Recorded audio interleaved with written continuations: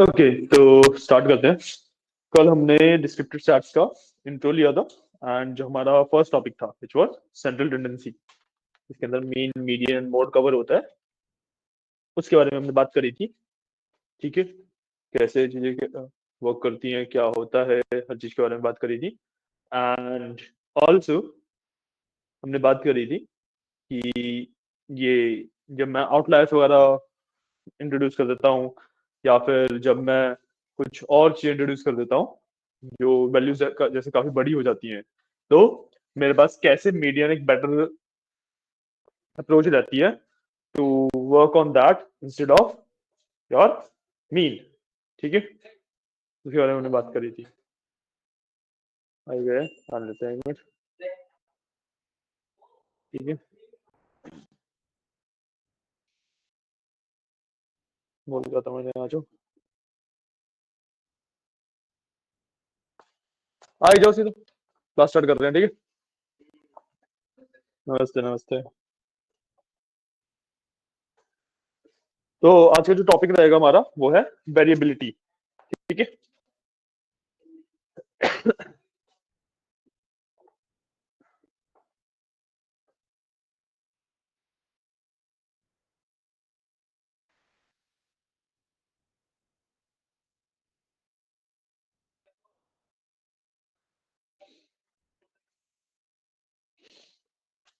अगर मैं बहुत बेसिक बताऊँ वेरिएबिलिटी क्या होती है, सो वेरिएबिलिटी इज कि जब मैं डेटा के अंदर वेरिएशंस आते हैं, ठीक है, एंड उन वेरिएशंस को कैसे देखा जाता है, उन वेरिएशंस को कैसे काउंटर किया जाता है, कौन से वेरिएशन हमारे लिए अच्छे हैं, कौन से हमारे लिए अच्छे नहीं है, इन सब चीजों की जब बात होती है तो that is my variability basically.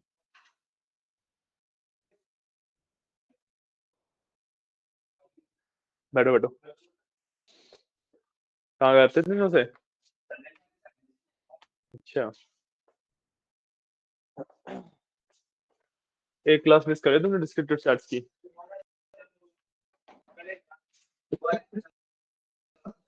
नहीं नहीं, वो तो मैं समझता हूँ। बैठो, चलो फटाफट बैठो।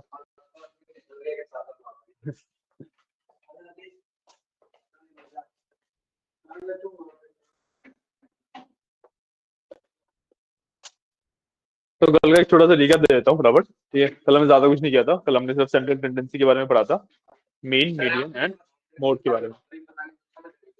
अच्छी, आवाज नहीं आ रही?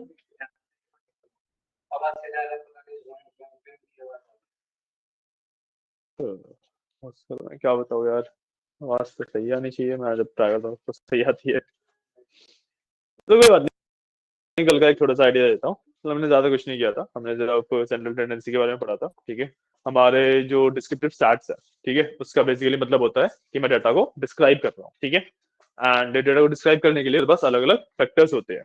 ओके, उन फैक्टर्स के अंदर जो सबसे पहला मेरे पास फैक्टर होता है उसे हम कहते हैं सेंट्रल टेंडेंसी। ठीक है, सेंट्रल टेंडेंसी के अंदर तीन चीजें, क्या कर रहे हो? सेंट्रल टेंडेंसी के अंदर तीन चीजें मेरी कवर होती हैं, मीन, मीडियन एंड मॉड। ठीक है, मीन बेसिकली एवरेज को कहते हैं, जो कि आप लोगों को ऑलरेडी पता ही है। मीडियन इज जो पूरे डेटा का सेंट्रल पॉइंट है, उसको हम मीडियन कहते हैं। एंड जो मेरा मोड होता है that is my frequency basically, कि कौन सा एलिमेंट सबसे ज्यादा बार अकर किया है, कौन सा एलिमेंट। मोड बता, अभी तो बताया हूँ। कल वाली क्लास में निकालना बताया है।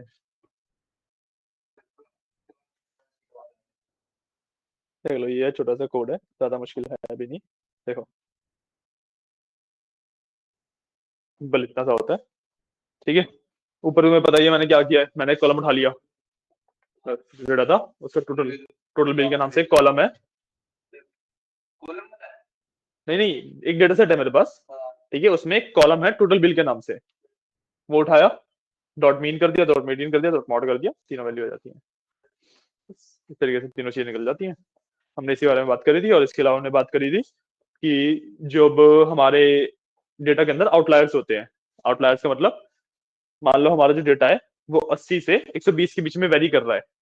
ठीक है, बट कोई एक वैल्यू है जो 1000 है, तो वो जो 1000 की वैल्यू है वो बन जाती है हमारी आउटलायर।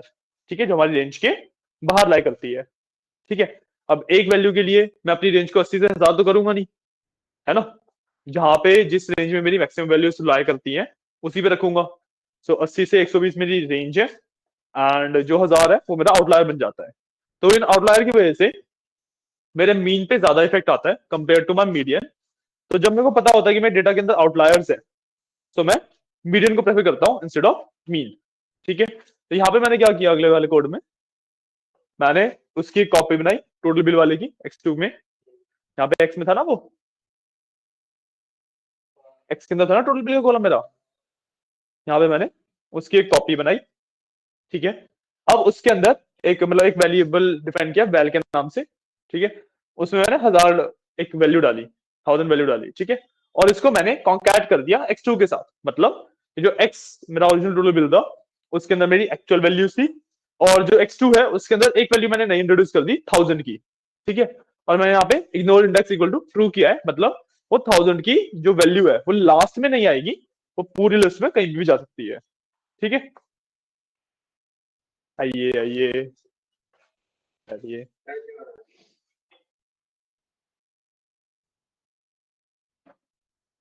हो गया।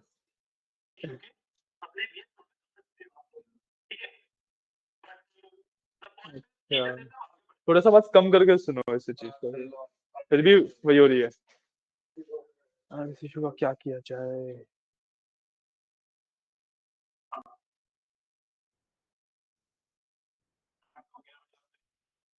समझने लायक तो है ही, देखो आगे समझने लायक नहीं है। चलो कोई बात नहीं, एक बार इसको ट्राई करना, कोड वगैरह लिखना, कुछ ना समझ आए तो दोबारा पूछ लेना। ठीक है। अच्छा, ये हम कोलैब पे काम कर रहे हैं। हाँ हाँ बोलो। हाँ, न्यू नोटबुक।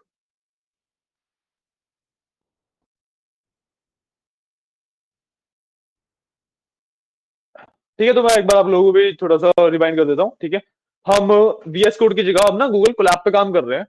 इसका रीजन क्या है कि अब हमें ना जैसे जैसे हम डिस्क्रिप्टिव चार्ट्स में जाएंगे और फाइनेंशियल में जाएंगे, उसके बाद ML DL में जाएंगे, तो हमारे पास रिसोर्स कंज्यूमिंग कंजप्शन बढ़ जाएगी। क्या? हाँ, तुमने मैटप्लॉटलिब तो किया ही था आई गेस। हाँ, तो उसके बाद हमने सिर्फ DS।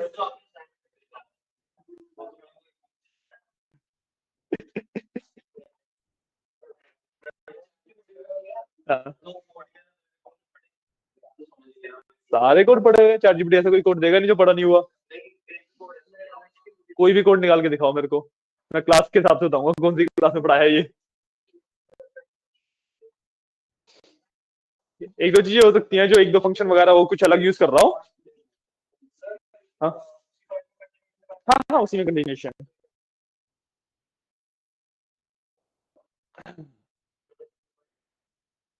ठीक है गाइस, हम ना गूगल कोलैब पे कर रहे हैं काम। अब एक बार मैं आपको कोलैब ओपन वगैरह कैसे करते हैं वो सब बता देता हूँ। ठीक है, तो आप गूगल कोलैब जब सर्च करोगे तो इस तरीके की आपकी वेबसाइट खुलती है। ट्राई खुल गई, गिव मी अ सेकंड। ठीक है, मैं सिंपली सर्च करता हूँ गूगल कोलैब, मैंने सर्च किया। ठीक है, पहली वेबसाइट पे गया और सिंपली यहाँ पे न्यू नोटबुक पे क्लिक करूंगा। मेरे पास ऑलरेडी नोटबुक बनी हुई है, आप लोग यहाँ पे न्यू नोटबुक पे क्लिक करेंगे। हाँ जी, डिस्क्रिप्टिव चैट्स ही कर रहे हैं तो डजंट मैटर। ठीक है, जैसे आप न्यू नोटबुक पे क्लिक करोगे इस तरीके की नोटबुक खुल जाएगी। ये कोड मैंने एक्चुअली कल करवाया था, वो वाला कोड है। ठीक है, बट इसका हमें आज सच बहुत ज्यादा नीड है नहीं, मतलब काफी सिंपल कोड ही किया था हमने, सिर्फ तीन चीजों के बारे में पढ़ा था, मीन, मीडियन एंड मोड। ठीक है, उसके अलावा एक छोटा सा कंसेप्ट था आउटलायर्स का। ठीक है, आउटलायर्स के कंसेप्ट फटाफट बता देता हूँ, उसके बाद फिर आगे बढ़ेंगे आज वेरिएबिलिटी पे। ठीक है, आउटलायर कंसेप्ट ये है कि मान लो आपके पास कोई भी डेटा सेट है, उसकी एक रेंज होगी कि मैक्सिमम वैल्यूज किस रेंज के अंदर फॉल करती हैं। तो लेट से आपकी जो रेंज है 80 टू 120 है। ठीक है, जो मेरा कॉलम है उसके मैक्सिमम वैल्यूज इस रेंज के अंदर फॉल करती है। ठीक है, अब उसके अंदर एक वैल्यू है 1000, एक ही एंट्री है 1000 की। ठीक है, सो अब जो 1000 की मेरी ये वैल्यू है उसकी वजह से मैं रेंज 80 टू 1000 तो नहीं कर दूंगा, है ना, क्योंकि एक ही वैल्यू है, बहुत ज्यादा भार है। बाकी सारी वैल्यू जो मेरी 80 टू 120 के बीच में लाइक कर रही है, तो जो मेरी रेंज है मेरे डेटा की वो तो 80 to 120 हुई। ये जो 1000 की वैल्यू है, एक ही वैल्यू है, उसकी वजह से रेंज नहीं बड़ी करूंगा।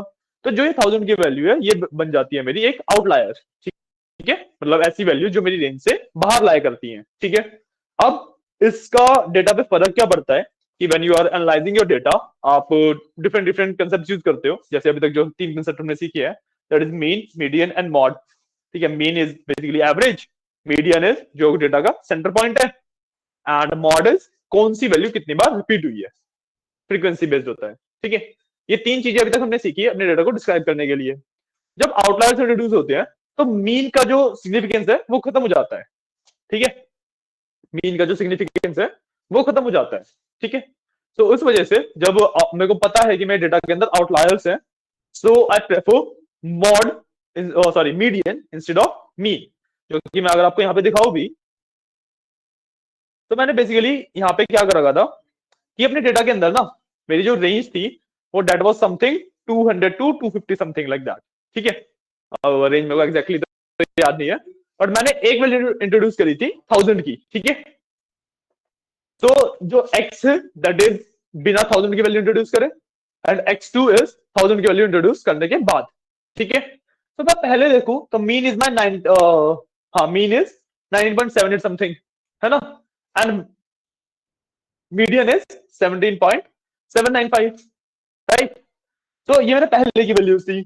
अब जब मैंने 1000 की एक स्पेशल वैल्यू इंट्रोड्यूस कर दी, एक आउटलायर इंट्रोड्यूस कर दिया, तो मीन में देखो कितनी ज्यादा डेविएशन आ गई। मीन 19 से उठ के 23.78 पे चला गया, राइट।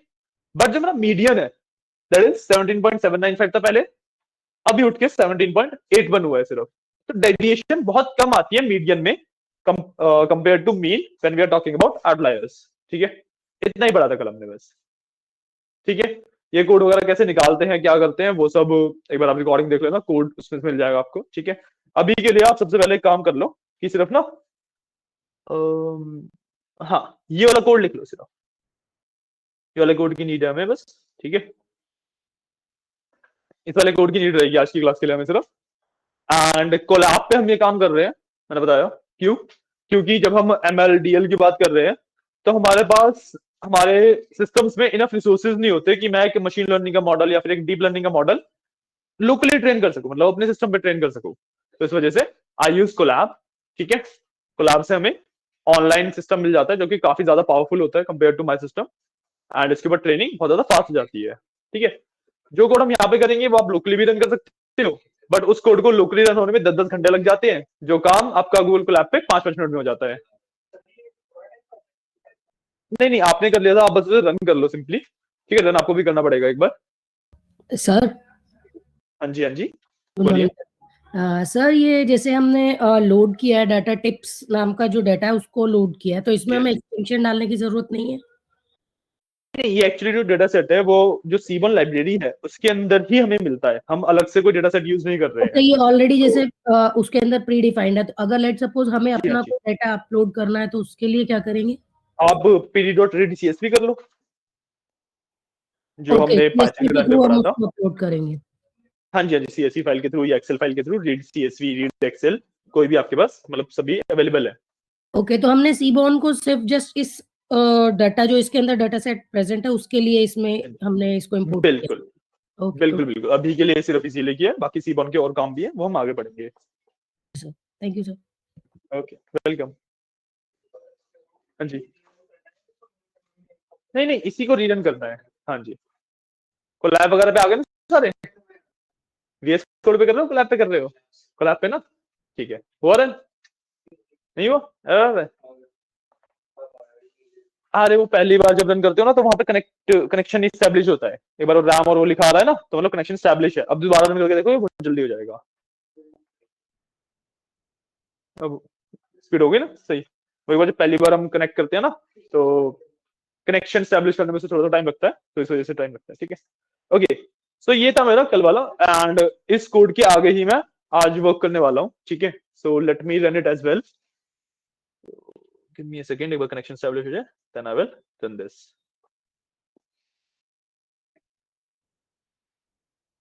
ओके, तो मैंने भी एक बार इसको दोबारा रन कर लिया। अब मैं आज के अपने टॉपिक पे आता हूँ। Which is variability. ठीक है, आज का जो हमारा टॉपिक है वो है वेरिएबिलिटी। हाँ जी,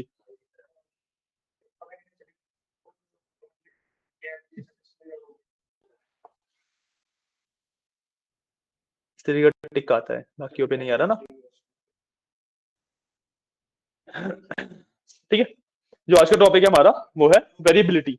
ठीक है, वेरिएबिलिटी का क्या मतलब होता है कि जो मैं आउटलायर्स के टाइम पे रेंज की बात कर रहा था ना, कि 80 टू 120 मेरी रेंज है, आउटलायर 1000 का बढ़ गया, वो बाहर चला गया। ठीक है, तो यही जो आउटलायर्स है और जो मेरी रेंज है, जब मैं इसी को फाइंड आउट करता हूँ कि मेरी रेंज कितनी है, ठीक है, जब मैं इस रेंज का यूज करता हूँ, जब मैं आउटलायर्स वगैरह फाइंड आउट करता हूँ इस रेंज के यूज करके, तो ये वाला जो पूरे कंसेप्ट रहते हैं स्टैट्स के, दैट इज वेरिएबिलिटी। ठीक है, वेरिएबिलिटी को अगर मैं सिंगल लाइन में डिफाइन करना चाहूँ, तो वेरिएबिलिटी इज कि मेरा डेटा कितना वैरी कर रहा है, मेरे डेटा में कितने यूनिक वैल्यूज हैं, कितनी डिस्टिंक्ट वैल्यूज हैं, इन सब के बारे में हम बात करते हैं वेरिएबिलिटी में। ठीक है, तो वेरिएबिलिटी के अंदर आपकी कई सारे टॉपिक्स कवर होते हैं।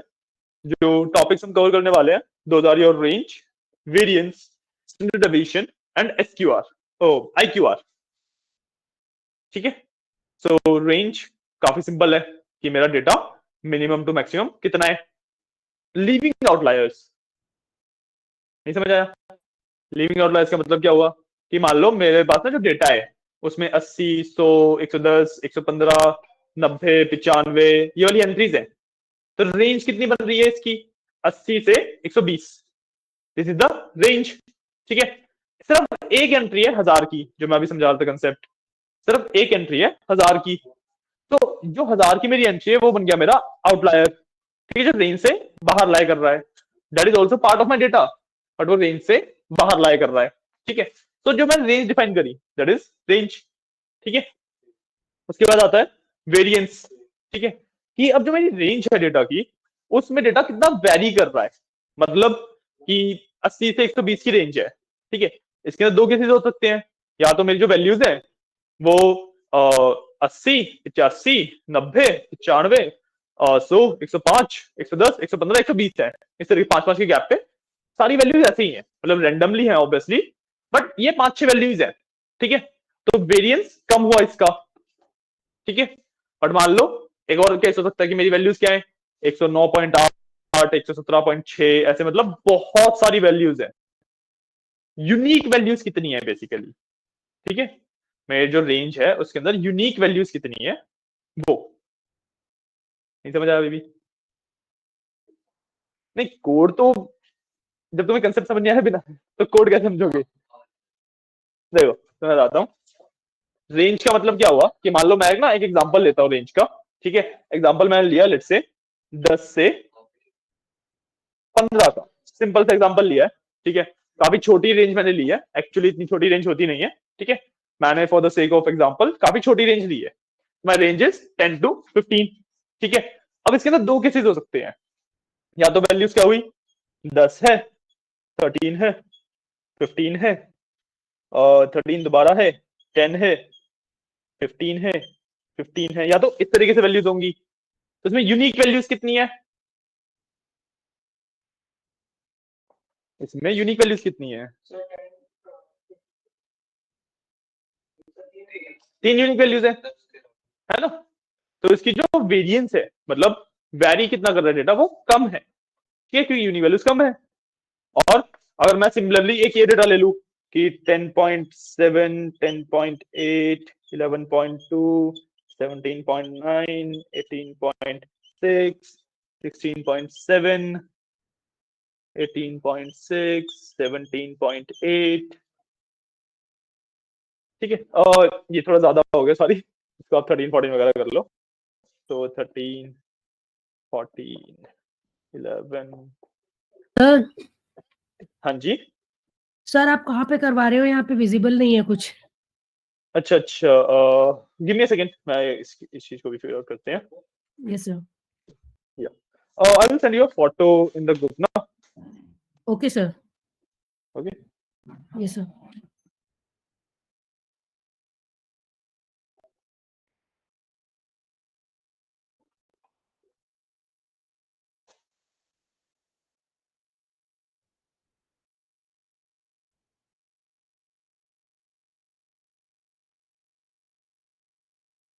ठीक है, सेंड यू अ फोटो। अब इसके अंदर क्या है, जो मेरा पहला डेटा है ये वाला, ठीक है, जिसमें 10 13 15 है, इसके अंदर जो यूनिक वैल्यूज हैं वो है 3। सिमिलरली जो मेरा दूसरा डेटा है इसके अंदर यूनिक वैल्यूज बहुत सारी हैं, ठीक है। तो यही मेरा डेटा एक्चुअली कितना वैरी कर रहा है, उस चीज को फाइंड करना है वेरिएंस। इसके अंदर डेटा वैरी बहुत कम कर रहा है, वेरिएंस कम है। डेटा वैरी कम कर रहा है ना, बहुत ज्यादा इधर उधर नहीं भाग रहा डेटा, ऑलमोस्ट सेम ही लेवल्स पे डेटा है, तो यहाँ पे वेरिएंस बहुत कम है।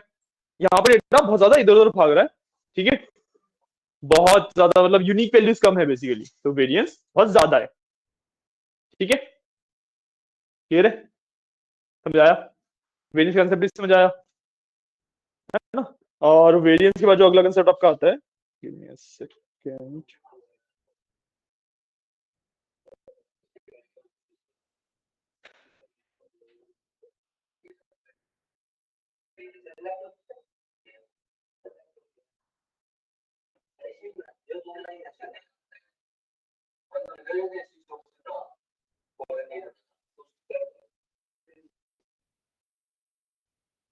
ठीक है, और इसके बाद आपका आता है जो next topic, that is standard deviation.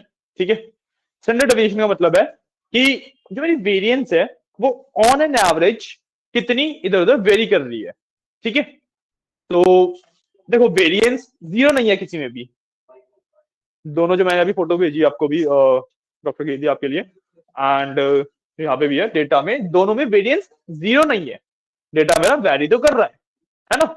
Variance zero होने का क्या मतलब है कि सारे में 10 10 10 10 नहीं है बस, तो उस केस में वेरिएंस मेरी जीरो जाती है, ठीक है। नहीं समझ आया, देखो मैं वेरिएंस का क्या कंसेप्ट बताया कि मेरा डेटा कितना ज्यादा वेरी कर रहा है ना। आज क्लास ऊपर से जा रही है, थोड़ा और सिंप्लीफाई करते हैं इस चीज को। देखो जो मीन मीडियन एंड मोड है ये पता है आपको, इसमें तो कोई डाउट नहीं है, क्लियर है, ठीक है।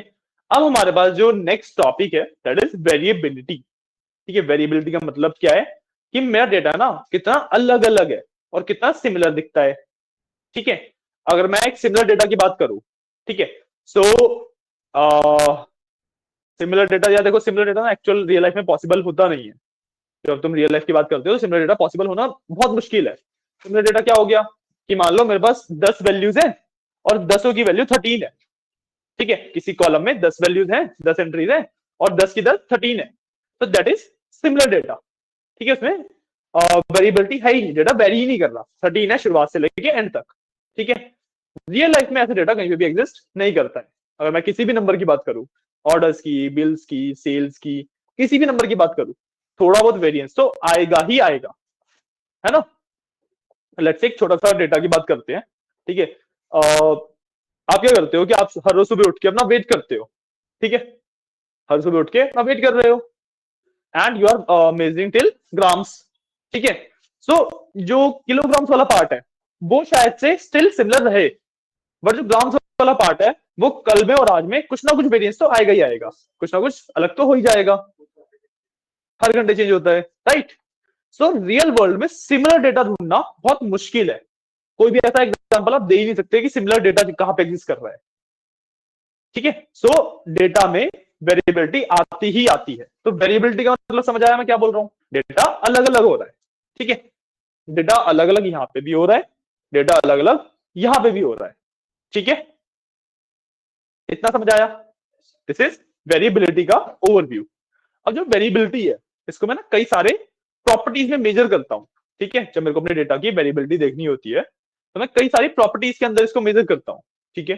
ये प्रॉपर्टीज क्या होती हैं, हमारे पास चार पांच, मतलब वैसे तो देखो बहुत सारी प्रॉपर्टीज होती है वेरिएबिलिटी को मेजर करने की, जो डिस्क्रिप्टिव स्टैट्स में एक फाउंडेशनल प्रॉपर्टीज जिनको मैं कहता हूं वो चार पांच है। कौन कौन सी है, वेरिएंस, सॉरी सबसे पहले तो range, variance, standard deviation and IQR, ठीक है। अभी आईक्यूआर वगैरह क्या होता है सब कुछ बताऊंगा, ठीक है। रेंज का मतलब क्या है कि मेरा मिनिमम टू मैक्सिमम कितना है, ठीक है, मेरा डेटा किस रेंज के बीच में है ना। अगर स्टूडेंट्स के मार्क्स आए, क्लास है उसमें स्टूडेंट्स के मार्क्स की बात करूं तो हम क्या बोलते हैं केस स्टडी में, भाई 80 से 100 के बीच में मार्क्स आए हैं बच्चों के, तो जो 80 से 100 बोल रहे हैं हम, दैट इज रेंज। ठीक है, कि मेरा जितना भी डेटा है इन दोनों पॉइंट्स के बीच में कैप्ड है, दैट इज रेंज। ठीक है, अगला आता है वेरिएंस।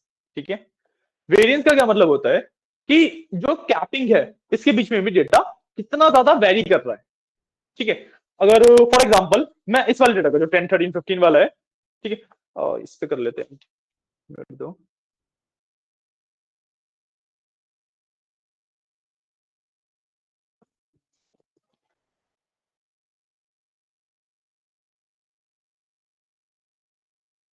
ठीक है, अब जो मेरा ये डाटा था 10 13 15 वाला, इसको अगर मैं ड्रॉ करूं, एक ग्राफ में प्लॉट करूंगा, तो कैसे होगा कि लेट्स से यहाँ पे 1 2 3 एक्स एक्सिस में 1 2 3 ऐसे सिमिलर कोई भी टाइम हो गया या कुछ भी है। ठीक है, और यहाँ पे मैं 10 13 14 वगैरह बात कर रहा हूँ, लेट्स से इसको मैं मार्क कर लेता हूँ 10, इसको मार्क कर लेता हूँ 13, एंड इसको मैं बात कर लेता हूँ 15। ठीक है, सिंपली मार्क किया मैंने। अब जो मेरा फर्स्ट वैल्यू है 10 है, मैं 10 पे एक डॉट लगा दिया। सेकेंड इज 13, 13 पे एक डॉट लगा दिया। थर्ड इज 15, 15 पे एक डॉट लगा दिया। देन अगेन 13 है, so मैंने 13 पे एक डॉट लगा दिया, दो डॉट लग गए हैं, एक ही डॉट है। ठीक है, देन 10 एंड देन 15 15। ठीक है, सो अगर मैं इस लाइंस को कनेक्ट कर दूं अब इस तरीके से, देन यहां से, सॉरी ये थोड़ा यहाँ पे है, और फिर इस तरीके से ग्राफ बनेगा मेरा इस वाले डेटा का, है ना। सिंपल लाइन प्लॉटिंग करूंगा अगर, तो जो ये लाइन देखोगे तुम, इसके अंदर ना वेरिएबिलिटी बहुत कम है, मतलब ये बहुत ज्यादा इधर उधर नहीं भाग रही है, समझ रहे हो, कि बहुत ज्यादा ऐसे ऐसे ऐसे नहीं कर रही है, काफी स्टेबल जा रही है ना। तो इसी को मैं कहता हूं कि मेरा ना यहाँ पे वेरिएंस कम है, मतलब मेरे डेटा के अंदर जो यूनिक वैल्यूज है वो बहुत कम है। ठीक है, यूनिक वैल्यूज कम है, तो वेरिएंस मतलब उसके अंदर वेरिएबिलिटी जो वैरायटी है, इसके ऐसे समझो कि तुम किसी सब्जी वाले पे गए, ठीक है, उस एक सब्जी वाला दो तीन सब्जियां लेके बैठा है, तो उसके पास वैरायटी कम है, किसी के पास ज्यादा है, तो सिमिलरली वेरिएंस है कि वैरायटी कम है, वैरायटी ज्यादा है, तो यहाँ पे नंबर ऑफ पॉइंट्स की वैरायटी कम है, यहाँ पे नंबर ऑफ पॉइंट्स की वैरायटी ज्यादा है। समझ आया वेरिएंस का कंसेप्ट, वेरिएंस में समझ आया। ठीक है, अब ना एक काम करते हैं, जो स्टैंडर्ड डेविएशन है उसको समझने के लिए ये सब हटाता हूं मैं, एक ना सिंपल सा ग्राफ ड्रॉ करता हूं। ठीक है, इसके ऊपर ग्राफ ड्रॉ करना थोड़ा मुश्किल है, तो डॉक्टर कीर्ति आपको मैं एक बार ड्रॉ कर लेता हूं, then I will share a photo with you. Yes sir. या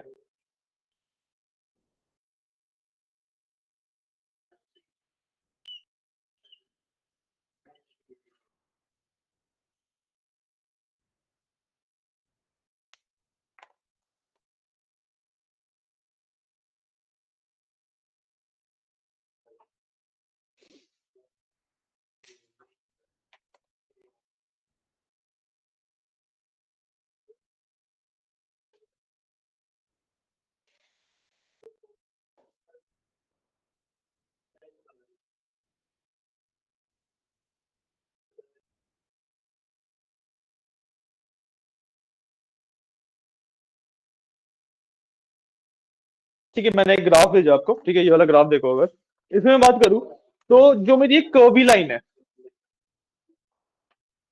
गाइस, इस वाले ग्राफ की अगर मैं बात करूं, तो मेरी जो एक कर्वी लाइन है जो ऊपर नीचे हो रही है, that is my actual data, कि जो भी मेरे पास डेटा था उसको मैंने प्लॉट किया, तो इस तरीके से कुछ डेटा मेरा दिख रहा है।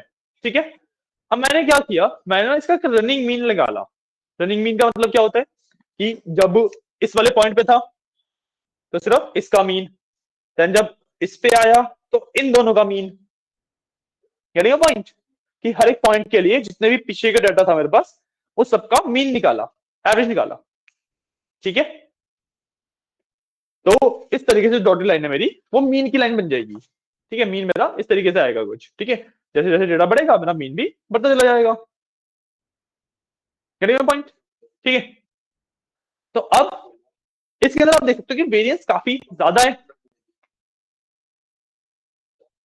दिख रहा है वेरिएंस काफी ज्यादा है। वेरिएंस ज्यादा होने का क्या मतलब है,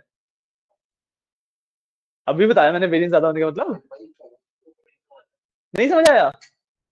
सब्जी वाले पे 2 सब्जियां हैं, सब्जी वाले पे 10 सब्जियां हैं, किसके पास वैरायटी ज्यादा है तो उसका वेरिएंस ज्यादा है।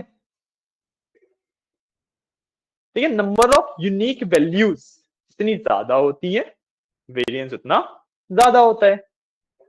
ठीक है, तो अगर मैं इस वाले ग्राफ की बात करूं तो मेरे को दिख रहा है कि वेरिएंस काफी ज्यादा है। क्यों? क्योंकि हर एक पॉइंट को अगर मैं एक यूनिक वैल्यू लूं तो रिपीटेड वैल्यू बहुत कम है इसके अंदर। कि मतलब अगर मैं किसी भी लाइन को ले लूं, जैसे इसको लिया, तो इसके ऊपर अगर मैं इसको आगे एक्सटेंड करूं तो एक और खत्म, 2 सेम वैल्यू आई मेरे पास सिर्फ। ठीक है, किसी पॉइंट को ले लेता हूं, जैसे मैं लेट्स से इस वाले पॉइंट को लेता हूं, तो आगे एक्सटेंड करूं तो इसमें भी एक ही रिपीट हो रही है या 2। ठीक है, समझ आ रहा है इसका वेरिएंस बहुत ज्यादा क्यों है? बेसिकली वेरिएंस ज्यादा देखने का सिंपल सा तरीका है कि लाइन बहुत ज्यादा शेक कर रही है तो वेरिएंस बहुत ज्यादा है। अगर लाइन बहुत ज्यादा स्टेबली मूव कर रही है तो वेरिएंस बहुत ज्यादा कम है। जैसे मेरी ये वाली लाइन थी, काफी ज्यादा स्टेबल मूव करी थी, है ना, तो इसमें वेरिएंस काफी कम है। ये लाइन बहुत ज्यादा शेक कर रही है, वेरिएंस काफी ज्यादा है। ठीक है, अब जो डॉटेड लाइन मैंने बनाई that is my mean basically. ठीक है, जो स्टैंडर्ड डेविएशन होता है, मेरा नेक्स्ट टॉपिक जो है स्टैंडर्ड डेविएशन। ठीक है, स्टैंडर्ड डेविएशन का मतलब क्या होता है कि मेरा जो डेटा है वो मीन से कितना दूर जा रहा है। समझ आया? अगर मैं प्योर ग्राफिकल टर्म्स में बात करूं, मैं ना इसका छोटा सा पार्ट लेता हूं, इस पूरे ग्राफ का कोई भी एक छोटा सा पार्ट ले लो। ठीक है, मैं बहुत छोटा सा पार्ट लो तो कुछ इस तरीके से लेट से डेटा गया है। ठीक है, ये लेट से यहाँ पे आया है और यहाँ तक गया है। ठीक है, इसके ऊपर जो मीन की लाइन थी वो कुछ ऐसे रन कर रही है। ठीक है, मैंने इसका काफी एक छोटा सा पार्ट लिया। ओके, काफी छोटा सा पार्ट लिया। अब जो ये मीन की लाइन है, कोई भी पॉइंट उससे कितना दूर है, दैट इज बेसिकली डेविएशन। अब स्टैंडर्ड डेविएशन की बात छोड़ते हैं, दैट इज डेविएशन। मेरा डेटा मीन से कितना डेविएट कर रहा है। ठीक है, तो let's say this was 10, mean यहाँ पे 10 था, जो मैं डेटा की वैल्यू थी वो थी लेट्स से 12। कितना डेविएशन आया? 2 का डेविएशन आया। सिंपल, आया इजीली समझ। ठीक है, तो मेरा यहाँ पे था 2 का डेविएशन। ठीक है, सिमिलरली अगर मैं यहाँ पे बात करूं, लेट्स से जो ये वैल्यू है ये थी मीन की वैल्यू 13 और ये वैल्यू थी लेट्स से 11। यहाँ पे कितना डेविएशन है? 2 का ही है, लेकिन -2 बोलेंगे। क्यों? क्योंकि अब नीचे की तरफ गया है, मीन से कम हुआ है ना डेटा, मीन से डेटा कम हुआ है, तो ये हो गया मेरा -2 का डेविएशन हुआ यहाँ पे। डेविएशन समझ आया? ठीक है, स्टैंडर्ड डेविएशन का मतलब क्या है? मैंने हर एक पॉइंट की वैल्यूज जमा कर ली, हर एक पॉइंट का डेविएशन निकाल लिया। इसका 2 था, इसका लेट से 1 था, -1 सॉरी, इसका लेट से 4 डेविएशन था, इसका यहाँ पे -2 है ही। ठीक है, इस तरीके से मैंने हर एक पॉइंट की डेविएशन की वैल्यू निकाली। ठीक है, इनको एवरेज आउट कर दिया। ठीक है, that becomes my standard deviation. ठीक है, तो अगर मैं वेरिएंस और स्टैंडर्ड डेविएशन में रिलेशन पूछूं आपसे, अगर वेरिएंस बढ़ेगा तो स्टैंडर्ड डेविएशन बढ़ेगा या घटेगा?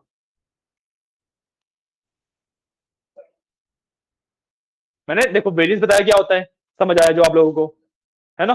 मैंने स्टैंडर्ड डेविएशन बताया क्या होता है, स्टैंडर्ड डेविएशन समझ नहीं आया? अरे डेविएशन समझ आया, जो 2 और -2 निकाले थे, है ना। बस मैंने हर एक पॉइंट का ये वाली वैल्यू निकाल के इनको एवरेज कर दिया। ठीक है, that becomes my standard deviation. Okay, तो मैं पूछ रहा हूं कि जैसे मेरा वेरिएंस बढ़ रहा है तो स्टैंडर्ड डेविएशन बढ़ेगा, सेम रहेगा या घटेगा? क्या लगता है? कम क्यों होगा? रीजन?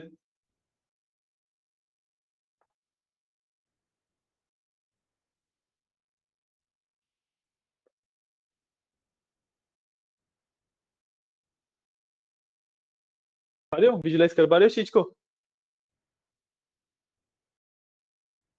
कोई भी वेरिएंस वाला डाटा लो, ठीक है, अपने पास नोटबुक्स वगैरह में भी करके देख लो बेशक से। कोई भी 2-4 पॉइंट लेके उसमें वेरिएंस बढ़ा के और कम करके देख सकते हो आप लोग, क्योंकि बताया मैंने कैसे कैलकुलेशन होती है। हाँ, ऊपर भी जाएगा नीचे भी जाएगा, बिल्कुल सही जा रहे हो। तो स्टैंडर्ड डेविएशन पे फर्क क्या पड़ेगा उससे,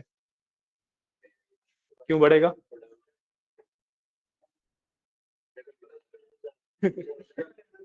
हाँ, स्टैंडर्ड डेविएशन मेरा काफी ज्यादा स्टेबल रहता है, ठीक है, वेरिएंस से बहुत ज्यादा इफेक्ट पड़ता नहीं है, ठीक है। बट अगर मैं स्टैंडर्ड कैलकुलेशन की बात करूं, ठीक है, जो कैलकुलेशन है it's not like true for every case, ठीक है, but on an average standard deviation जो होता है वो डबल होता है variance, sorry my bad, variance जो होता है वो डबल होता है स्टैंडर्ड डेविएशन का, ठीक है। तो बेसिक फॉर्मूला क्या होता है, अगर variance equal to double of standard deviation लिख सकता हूँ, ठीक है। ये ऑन एन एवरेज हम कई सारे एजम्पशन के बेसिस पे स्टार्ट्स के अंदर कैलकुलेशन की तरह मान के चलते हैं, ठीक है।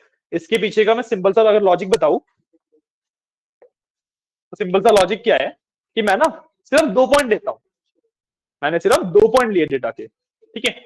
एक पॉइंट लेट से ये वाला लिया, एक पॉइंट ये वाला लिया। विपिन सुन लो, ये वाली कैलकुलेशन पता है, variance is double of standard deviation, ठीक है। इसको समझा रहा हूँ ये क्यों होती है, ठीक है। मैंने सिर्फ 2 पॉइंट लिए डेटा के, ठीक है। इसका मीन क्या होगा, इस तरीके से निकल जाएगा, इसका मीन कुछ इस तरीके से निकल जाएगा, है ना। इन सिर्फ 2 पॉइंट की बात करूं, तो अगर मैं 10 और 10 की बात कर रहा हूं, जैसे 10 और -10 की बात कर रहा हूं, ठीक है, एवरेज क्या आएगा, मेरे पास दो वैल्यूज है 10 और -10, इनका एवरेज क्या होगा, 0, ठीक है। सो अगर मैं इसको एक ग्राफ पे प्लॉट कर दूं, दिस इज माय, सॉरी ऐसे नहीं होगा,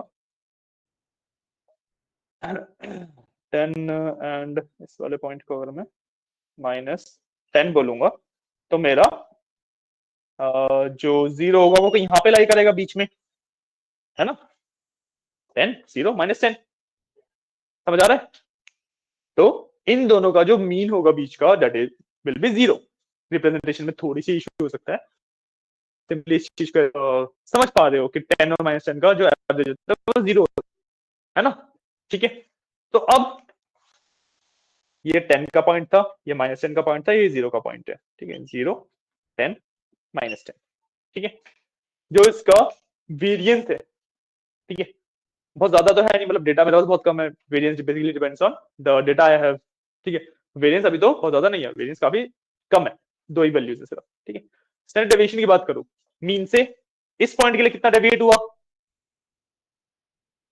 ये मेरा मीन है ना 0, मीन से इस पॉइंट में की डेविएशन कितनी है, 10, ठीक है। मीन से इस पॉइंट की डेविएशन कितनी है, -10, ठीक है। सेम पॉइंट्स जो कि यहाँ पे डेटा था उसी हिसाब से, क्योंकि यहाँ पे 0 हो गया, इस वजह से कैलकुलेशन में सेम डेटा आएगा। बट यूजुअली किसी भी डेटा का मीन 0 तो होगा नहीं, है ना, कुछ ना कुछ तो वैल्यू होगी, ठीक है।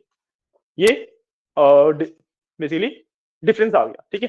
अब इसमें ना कई सारी चीजें एज्यूम्ड होती हैं, ठीक है, it is not pure mathematical calculation, ठीक है। बट अगर आप इसको इस तरीके से बोलो, तो यहां से ये वाला पॉइंट इससे इतना वेरी कर रहा है, जो 10 का पॉइंट है वो 0 से 10 पॉइंट्स वेरी कर रहा है, और जो ये वाला पॉइंट है -10 का, वो 0 से -10 पॉइंट्स वेरी कर रहा है, ठीक है। तो इस अच्छा सॉरी, इस केस में डबल ऑफ ये स्टैंडर्ड डेविएशन लगा दोगे, हाँ मॉड होता है, क्योंकि अब स्टैंडर्ड डेविएशन इज बेसिकली कि मेरा किसी भी डायरेक्शन में कितना वेरी कर रहा है, किसी भी डायरेक्शन में कितना वेरी कर रहा है, ठीक है। स्टैंडर्ड डेविएशन इज किसी भी डायरेक्शन में कितना वेरी कर रहा है, तो यहाँ पे -10 कर रहा है, यहाँ पे 10 कर रहा है, इतना समझ आया। तो स्टैंडर्ड डेविएशन की जो वैल्यू है दैट इज 10 और -10, ठीक है। बट मॉड्यूलस लगा हुआ है, मॉड्यूलस का मतलब क्या होता है, मॉड्यूलस की कैलकुलेशन पता है आपको, नहीं। मॉडुलस की कैलकुलेशन बेसिकली होती है कि अगर पॉजिटिव है तो पॉजिटिव रहेगा, नेगेटिव है तो पॉजिटिव हो जाएगा, और कोई भी नंबर आपका ऐसे दो सिंबल पाइप सिंबल के बीच में लिखा होता है, तो दैट इज बेसिकली मॉडुलस, ठीक है, मॉड कहते हैं। एंड अगर पॉजिटिव नंबर है उसके अंदर तो पॉजिटिव ही रहेगा, नेगेटिव नंबर है तो उसे पॉजिटिव ले लेते हैं, ठीक है। तो मेरी यहाँ पे स्टैंडर्ड डेविएशन थी 10 की, ऊपर भी 10 वेरी कर रहा है, नीचे भी 10 की वेरी कर रहा है, इसलिए, ठीक है। तो मॉडल लगाया, 10, मतलब -10 भी 10 हो गया, ऊपर वाला 10 भी 10 हो गया, ठीक है। उसका डबल किया 20, तो 20 की टोटल मेरा डेटा वेरी कर रहा है। कैलकुलेशन समझ आई? बेसिकली वेरिएंस इज मीन से कितना ज्यादा डेविएट कर रहा है, और स्टैंडर्ड डेविएशन इज किसी भी एक डायरेक्शन में कितना डेविएट कर रहा है। नहीं समझ आया लग रहा है? थोड़ा सा मुश्किल है, देखो थोड़ा सा मुश्किल है, आया समझ? तो इस केस में वेरिएंस में 20 बोलूंगा।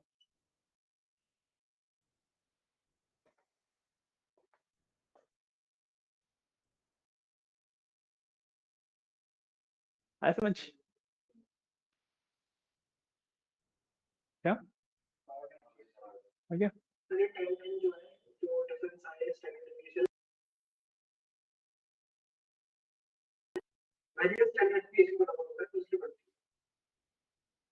वैसे देखो, मतलब अगर तुम विजुलाइज करके समझ पाओगे तो काफी सिंपल कैलकुलेशन है, बहुत ज्यादा कॉम्प्लेक्स कैलकुलेशन है नहीं ये, ठीक है।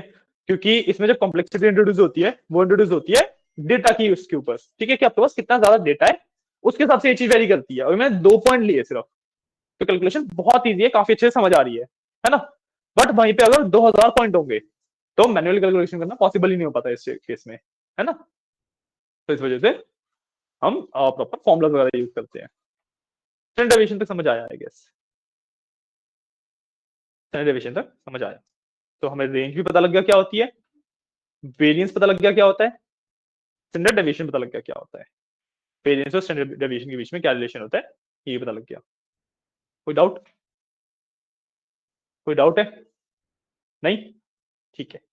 अब एक लास्ट कंसेप्ट हो रहा है, आज शायद हम प्रैक्टिकल कर भी ना पाए। ये वेरिएबिलिटी का एक लास्ट कंसेप्ट है हमारे पास, इज कॉल्ड IQR, ठीक है, IQR।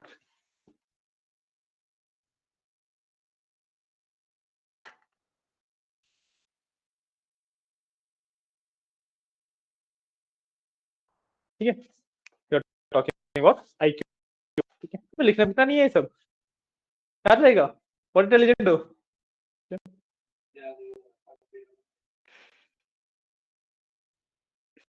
वेरिएंस समझाना क्या होता है, तुमसे पूछ रहा हूँ, तुम समझाओ क्या होता है। किन में?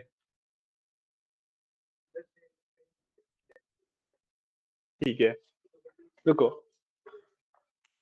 ये पॉइंट है, एक पॉइंट है मेरा लेट्स से 28, एंड दूसरा पॉइंट है लेट्स से 17, ठीक है। अब इन दोनों पॉइंट के लिए इनका वेरिएंस कितना है बताओ।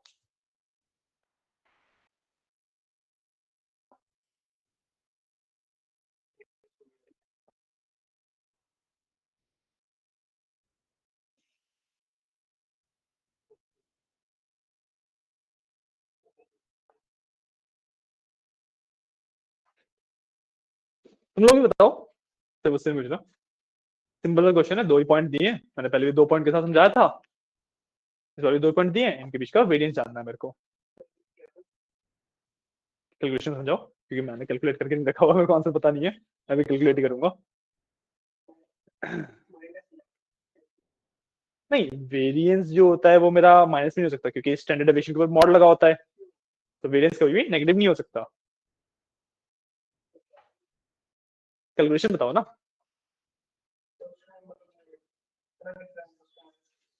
किस, तुमने 28 में 17 माइनस कर दिया? नहीं, क्या करवा दो एक क्वेश्चन ये वाला, करवा दो एक बार, देखो काफी सिंपल है।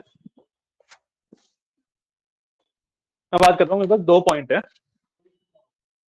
एक 28 है, एक 17 है, ठीक है, 2 डेटा के पॉइंट है ये।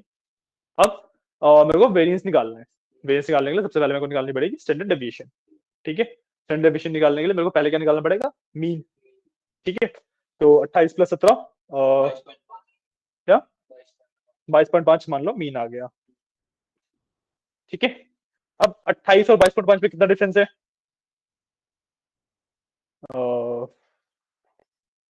22 6 23 और ये 5 5.5 का, तो यहाँ पे स्टैंडर्ड डेविएशन है 5.5 की, ठीक है।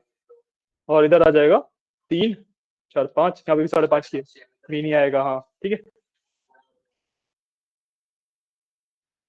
यहाँ पे भी 5.5 का है, ठीक है। ये वाला एक्चुअली नेगेटिव होता है क्योंकि नीचे गिरता है, ठीक है ठीक है। तो स्टैंडर्ड डेविएशन की 2 पॉइंट की हम बात कर रहे हैं सिर्फ, तो सेम रहेगी, ठीक है। तो मैं ज्यादा पॉइंट की बात करता हूँ तो वेरी करती है ये भी, ठीक है।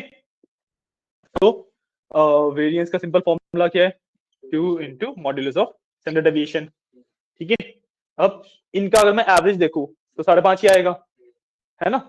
और नेगेटिव का साइन स्मॉल की वजह से हट जाएगा, वो इंटू डबल हो गया, क्या हो गया आंसर 11। इनका वेरिएंस है 11 का, ठीक है। ये कैलकुलेशन है जो तुम इन दोनों को माइनस करके भी निकाल सकते हो, ठीक है। अब मैं माइनस करना क्यों प्रेफर नहीं करता, 2 पॉइंट है माइनस कर लोगे, 10 पॉइंट है किसमें से क्या माइनस करोगे, समझ रहे हो। तो this is the basic calculation. आई बात समझ। अब तो वेरिएंस और स्टैंडर्ड डेविएशन काफी अच्छे से क्लियर हो गया होगा, ठीक है। विजुअली भी कि एक्चुअली ग्राफ के ऊपर कैसा दिखता है,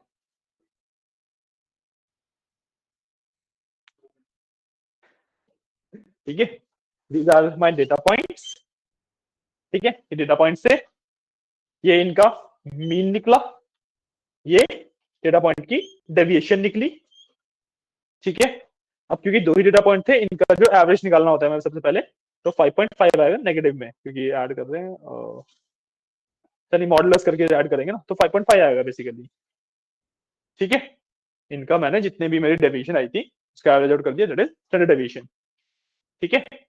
अब उसको मैं 2 से मल्टीप्लाई किया, that is my variance. Simple calculation, easy enough, समझ आया, है ना। तो हाँ कीर्ति आपको समझ आया क्या बोला मैंने। सर मुझे ना स्क्रीन पे सिर्फ वो ग्राफ दिख रहा है तो मुझे समझ नहीं आ रहा क्या हो रहा है। Okay let me explain this thing again. एक काम करते हैं, बोर्ड को छोड़, एक्चुअली मैं बोर्ड प्रेफर करता हूँ, तो इस वाले व्हाइट बोर्ड पे थोड़ा सा इश्यू रहता है, तो एक बार मैं एक क्वेश्चन और कर लेते हैं, ठीक है, आई की ओर पे जाने से पहले। अब यस सर। सिंपल मैं देता हूँ, लेट से 15 और 17 इनके बीच का वेरिएंस बताओ मेरे को कितना है।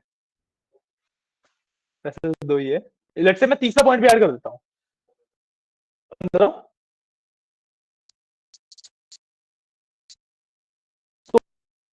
17। अब तो कैलकुलेशन करनी पड़ेगी, देखो मतलब इनके बीच का वेरिएंस पता करना है मेरे को।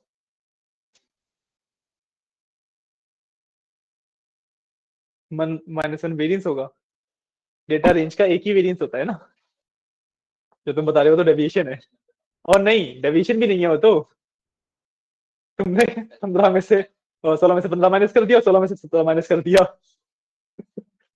16 मीन थोड़ा ना इनका, 15, 16, 17 का मीन 16 होगा। हाँ ठीक है ठीक है ठीक है ठीक है।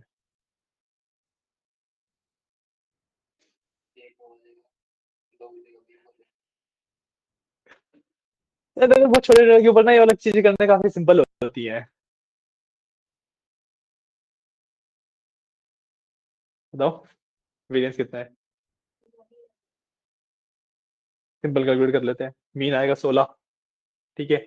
डेविएशन 16 से 15 के लिए, 16 से 15 के लिए मीन 16 है, -1 होगी ना, 16 मीन है अगर, तो 15 पे तो -1 होगी, हाँ 17 पे 1, यहाँ पे 0, वो हट जाएगा। डेविएशन इज बेसिकली 1 + 1, 2/2, 1, ठीक है। तो स्टैंडर्ड डेविएशन आ गई 1, ठीक है। स्टैंडर्ड डेविएशन की बेसिक कैलकुलेशन क्या थी कि जितनी भी डेविएशन आई है ये हमने -1, 0 और 1 डेविएशन निकाली, इसको एवरेज कर देंगे, तो 1 इज माय स्टैंडर्ड डेविएशन, क्योंकि मॉड्यूलस लगता है तो -1 हट जाता है, माइनस हट जाता है, ठीक है। बनाई मेरी स्टैंडर्ड डेविएशन। वेरिएंस क्या होता है, ट्वाइस ऑफ स्टैंडर्ड डेविएशन, तो वेरिएंस 2 आ गया। मॉड्यूलस का मतलब है जब ये पाइप सिंबल लगे होते हैं ना, तो ये -1, 1 वगैरह हट जाता है, और मैं सिर्फ डेविएशन की बात करूंगा, ठीक है। और मैं सिर्फ डेविएशन पूछा जाए तुमसे, इस वाले कंसेप्ट को समझ लो एक बार गाइस। जब सिर्फ तुमसे डेविएशन पूछा जाए कि बताओ कि इस 15 वाले पॉइंट के लिए डेविएशन कितनी है, तो डेविएशन -1 रहेगी, ठीक है। बट अगर मैं स्टैंडर्ड डेविएशन की बात करूं तो that is average of this deviations, ठीक है। बट एवरेज किस तरीके से, मॉड लग के एवरेज होता है, तो मैं 1 प्लस -1 नहीं करूंगा तो 0/0 0 हो जाएगा, वो नहीं होएगा, माइनस हटा के सबको प्लस करूंगा। सो 1 + 1 + 0/3 कर लेंगे अगर, नहीं हमने कैलकुलेशन गलत करी है। अरे अरे अरे सुनो सुनो सुनो, कैलकुलेशन गलत करी है, ये नहीं होगा।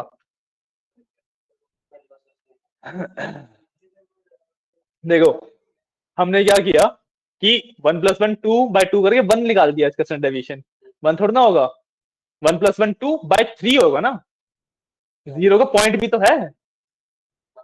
एवरेज करूंगा 1 0 और 1 का, 3 पॉइंट है, सबको प्लस करके नंबर ऑफ अकरेंस से तो करते हैं डिवाइड, तो प्लस करके आंसर 2 आया, मॉड्यूलर लगा हुआ है तो प्लस करके आंसर 2 आया।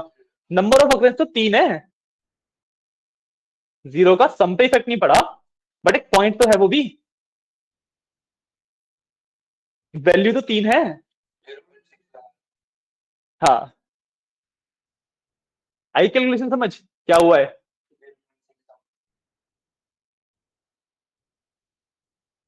कैलकुलेशन समझ आई है। 3 वैल्यूज है ना, एवरेज हम कैसे निकालते हैं कि जितनी भी मेरी, मान लो मेरे को 10 मार्क्स का एवरेज निकालना है, ठीक है, तो मैं डिवाइड 10 से करूंगा, ऑब्वियसली कितने भी मार्क्स हो।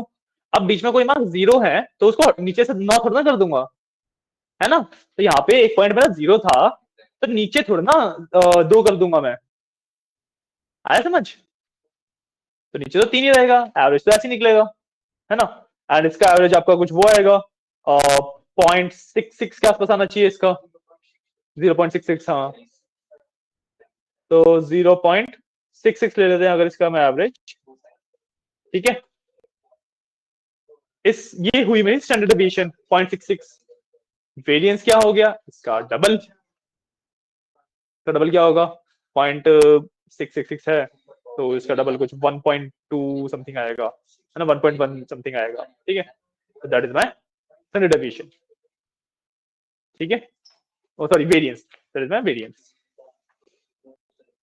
हुआ क्लियर, हुआ क्लियर, अब तो समझ आया शायद से, है ना, ठीक है, ठीक है। 5 मिनट है, लास्ट कंसेप्ट भी कर लेते हैं, ठीक है, प्रैक्टिकल शायद हम कल करें, ठीक है, लास्ट कंसेप्ट भी कराता हूँ फटाफट, अच्छा इसी पे करते हैं, ऑनलाइन बच्चे हैं ना,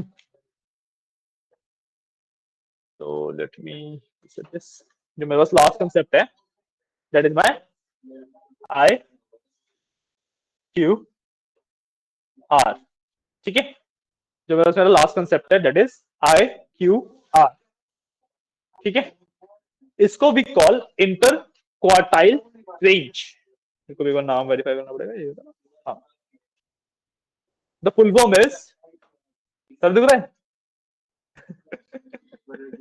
अभी तो काफी सिंपल कंसेप्ट है ये,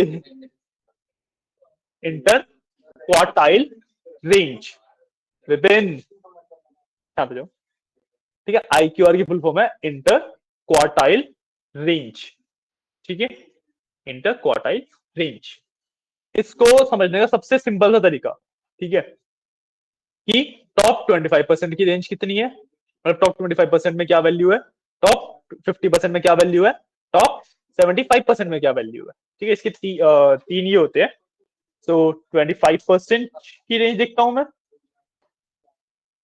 50% देखता हूं एंड 75% देखता हूं, ठीक है, ठीक है।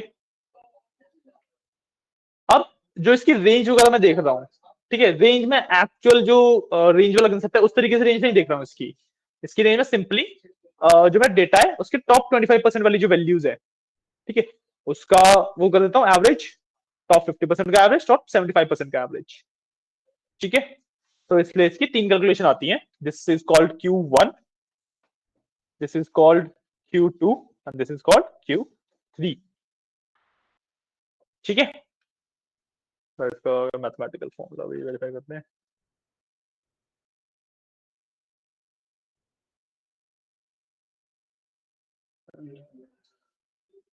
ठीक है, ठीक है। तो ये मेरी होती है क्वार्टाइल रेंज, ठीक है। जो मैंने Q1 Q2 Q3 निकाली ना, ये होती है मेरी क्वार्टाइल रेंज। समझ आया? इतना कंसेप्ट समझ आया अभी तक जो मैंने बताया? ठीक है। अब IQR निकालने के लिए, इंटर क्वार्टाइल रेंज निकालने के लिए, simply what I do is Q3 minus Q1।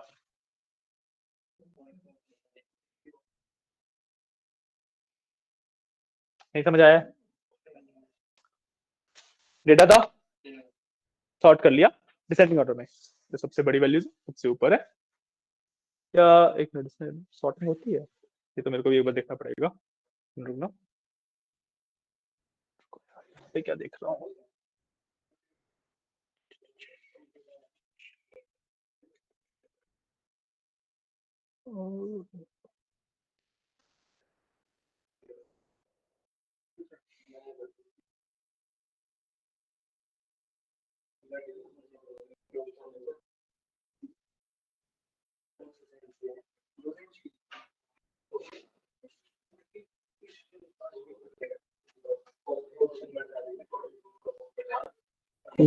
यार एक कैलकुलेशन मैं भूल गया।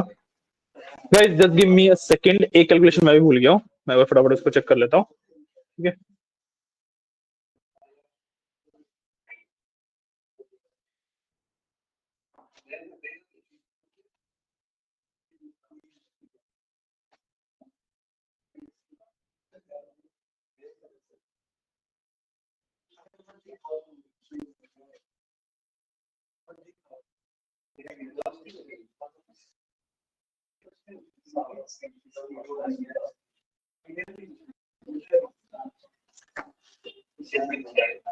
हाँ ठीक है, माय बैड गाइस। इस वाले कंसेप्ट को ना एक बार दोबारा समझ लो, मैं थोड़ा कंफ्यूज हो गया था किसी और कंसेप्ट में और इसमें, इसको एक बार दोबारा समझा देता हूँ, ठीक है। तो मान लो ये मेरा डेटा है 10 से लेट्स से 20, ठीक है। रेंज है मेरी, इसके बीच में जितने भी नंबर्स हैं मेरे वो लाई कर रहे हैं, ठीक है। मैं फाइंड करूंगा गाइस, थोड़ा शांत, ठीक है। ये वाली कैलकुलेशन में थोड़ी सी गलत आई थी, तो एक बार दोबारा बता रहा हूँ, ठीक है। तो मेरी रेंज है 10 to 20, whatever the data is, ठीक है। उसको मैंने सॉर्ट कर लिया पहले स्मॉलेस्ट टू लार्जेस्ट में, मतलब असेंडिंग ऑर्डर में सॉर्ट किया, ठीक है। असेंडिंग ऑर्डर में फाइंड कर सॉर्ट करने के बाद मैंने निकाली मिडिल वैल्यू, मीडियन निकाला, ठीक है। तो median is my Q2, Q2 is median, ठीक है। जो मैं मीडियन निकालता हूं वही मेरा Q2 होता है, ठीक है। अब जो मिनिमम वैल्यू है, जो फर्स्ट वैल्यू मतलब असेंडिंग ऑर्डर में सॉर्ट कर रखा है, सो फर्स्ट वैल्यू मेरी मिनिमम वैल्यू होगी, सिंपल सा कंसेप्ट है। तो इसके ऊपर यहाँ पे मिनिमम वैल्यू से मीडियन का जो मीडियन होगा, मतलब अगर मैं नंबर लाइन पे दिखाऊं तो this becomes my median, data का मिडल पॉइंट, ठीक है। ये वाला हो गया मेरा Q2। अब यहां से 10 के बीच का जो मीडियन है, this one is my Q1, और जो इधर से मीडियन से 20 के बीच का जो मीडियन है, दैट्स इज माय Q3, ये है। और फिर IQR इंटर क्वार्टाइल रेंज निकालने के लिए I minus Q3, sorry I minus Q1 from Q3, ठीक है।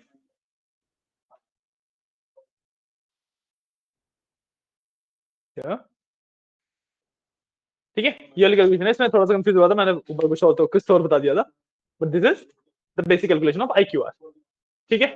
समझ आया? एक एग्जांपल ले ले, एग्जांपल ले लेते हैं। लेट्स से मेरे पास डेटा है, सॉर्ट करके लिख रहा हूं मैं पहले ही, ठीक है। सो 2 4 7 8 10, ठीक है। ये डेटा है, मीडियन क्या हुआ, Q2 क्या हुआ इसका,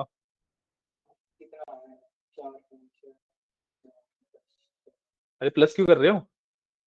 Q2 मीडियन होता है, मीन नहीं मीडियन, हाँ 7, दिस इज माय Q2, ठीक है। Q1 क्या होगा? हाँ, एज्यूम नहीं कर रहे, वही होता है। हाँ, ठीक है। Q1 क्या होगा? 4, दिस इज माई Q1 और 8 हो गया मेरा Q3, ठीक है। iq की कैलकुलेशन क्या है?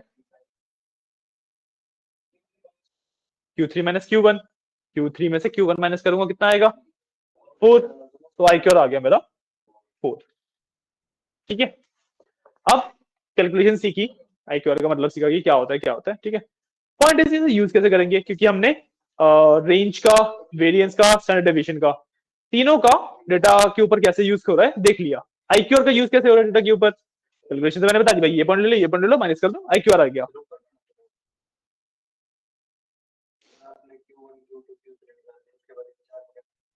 Q3 माइनस Q1, हाँ, iq का फॉर्मूला होता है।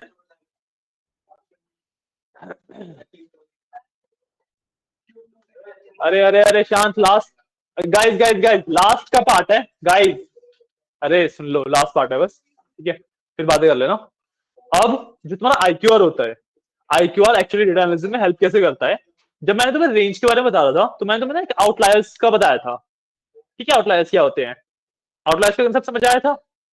बेसिकली जो मेरी रेंज से बहुत ज्यादा बाहर के कोई पॉइंट है, दैट इज माय आउटलायर, ठीक है। अब जब मैं मीन की बात कर रहा था, तो मीन आउटलायर से बहुत ज्यादा सेंसिटिव होता है। हमने इस वाले पार्ट में, जब मैं यहाँ पे था,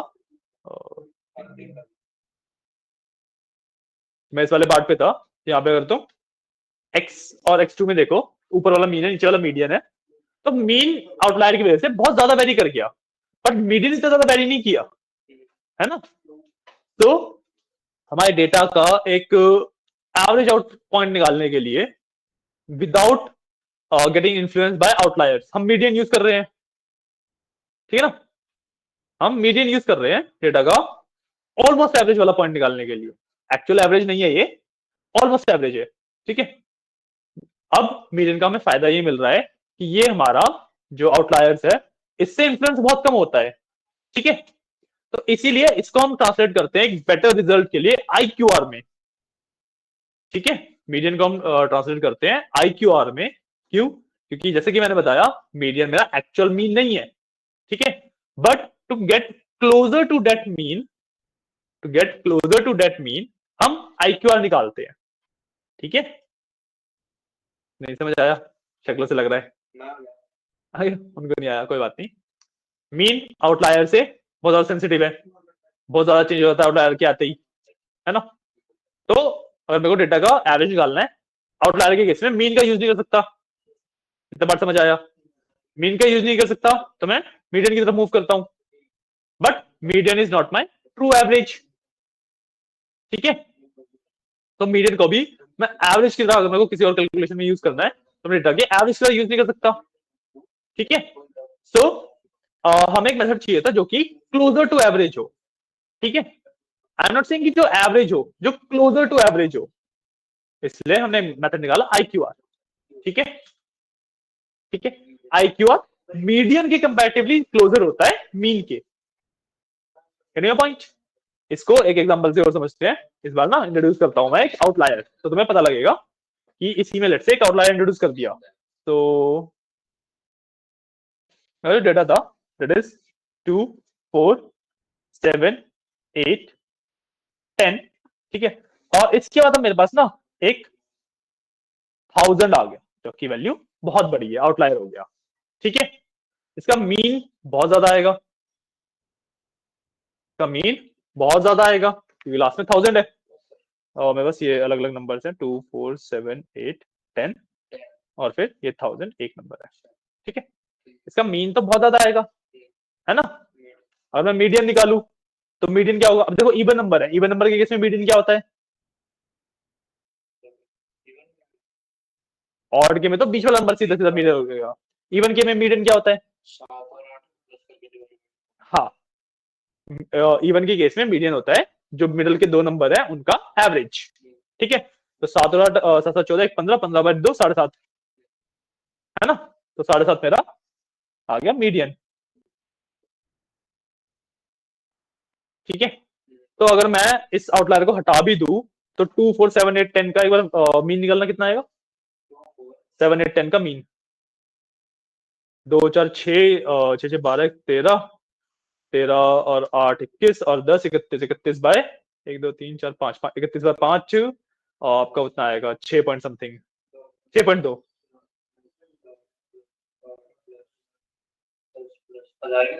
नहीं नहीं 10 तक 6.2 आएगा 6.2 आना चाहिए 6.2 आ रहा है तो मीन इज माई 6.2 ठीक है ये मीडियन है डी लिख देता हूं इसे मैं और 6.2 जो है ये है मेरा मीन ठीक है एक मिनट मैं एक बार ना वहां पे बोल रही हूँ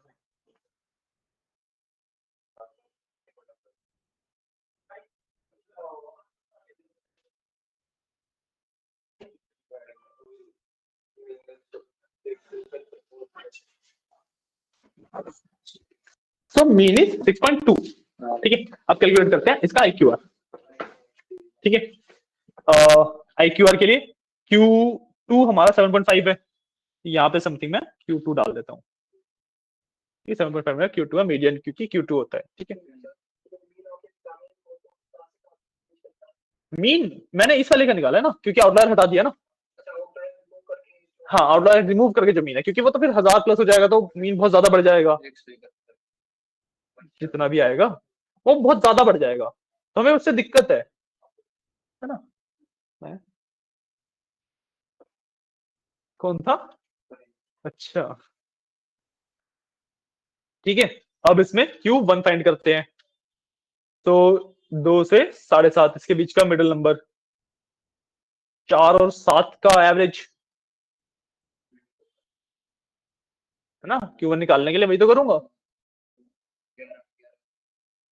11/2 5.5 ठीक है यहाँ पे कहीं पे लाई करेगा मेरा Q1 अलग से लिख लेता हूँ ऐसे ड्रॉ करने में काफी इशू है तो Q2 इज या फिर Q1 इज 5.5 Q2 इज 7.5 अब Q3 निकाल लेते हैं ऐसे ही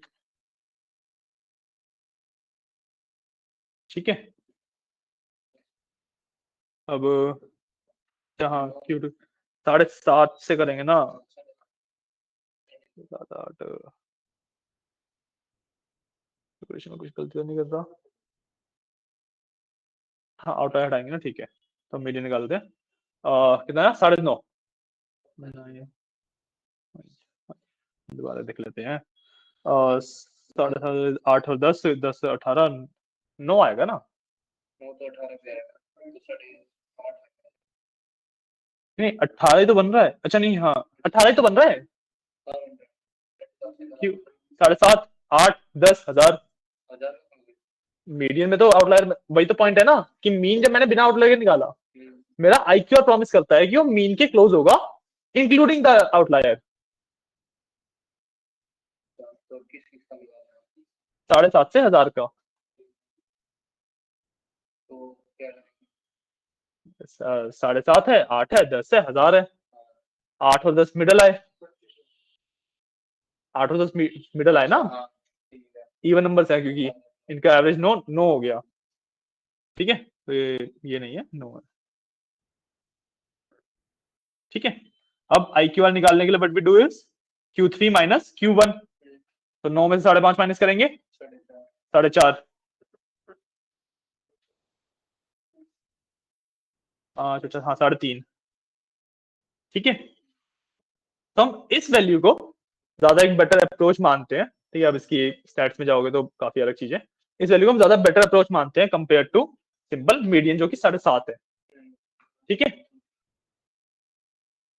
क्योंकि अब देखो जो 7.5 है वो प्योरली जब आपका जो रेंज है उसमें से आउटलायर ऑलमोस्ट रिमूव कर दिया 7.5 ने मैंने जब आउटलायर हटा के मीन निकाला तो 6.2 आ रहा है और जब मैंने आउटलायर के साथ मीडियन निकाला तो 7.5 आ रहा है तो ऑलमोस्ट आउटलायर रिमूव्ड है बहुत ज्यादा क्लोज वैल्यूज है ठीक है बट एक्चुअल ट्रू मीन तो नहीं है ये राइट तो इसका हम ट्रू मीन 3.5 मानते हैं मतलब ट्रू मीन नहीं क्लोजर टू ट्रू मीन तो जहां पे भी हम आगे कैलकुलेशन करेंगे, जहां पे हमें मीन की रिक्वायरमेंट है, हम 3.5 लेंगे instead of 7.5। This is IQR। IQR calculator होता होगा ऑनलाइन, देख लेते हैं। हाँ, IQR कैलकुलेटर। अच्छा हाँ, पाइथन में, हाँ ऑनलाइन थोड़ा बोलोगे उसे, पाइथन में तो IQR है ही, ठीक है ना। IQR का भी कंसेप्ट। अरे क्या हुआ, क्या आ रहा है, IQR समझ आया? अरे सुन तो लो फिर, मुझे अपना कर रहे हो जो भी, उसे छोड़ के।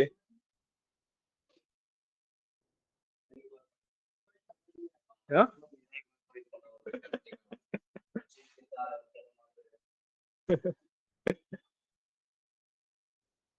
नहीं समझ आया IQR? आपको समझ आया IQR? अगर मैं सिंपल टर्म में एक बार छोटा सा समराइज कर देता हूँ IQR क्या होता है, ठीक है। अरे क्या फाइल, वो सेव करने की जरूरत नहीं होती, ऑटोमेटिकली सेव हो जाती है। IQR एक बार दोबारा एक्सप्लेन कर देता हूँ, ठीक है। मेरे पास नंबर्स है 10 20 30 40, 10 20 30 40 50, ठीक है। आप लोगों के लिए यहाँ पे बता देता हूँ, नंबर क्या है, 10 20 30 40 50। मिड पॉइंट क्या है, आप दोनों समझ, आपको समझ आ गया। मिड पॉइंट क्या है, 30। 30 मिड पॉइंट है, इसको मैं बोलता हूँ Q2। मैंने बोला Q2, या फिर ये है median, this is Q1, this is Q3, ठीक है। IQR का फॉर्मूला क्या था, Q3 माइनस Q1, 20। IQ यानी IQR, ठीक है, IQR 20 आ गया। सिंपल सी कैलकुलेशन है, तो यही तो समझाया मैंने अभी भी, तो 3.5 निकाला है, वही तो निकाला है, तुम मना क्यों कर रहे थे? वाह, अरे आराम से,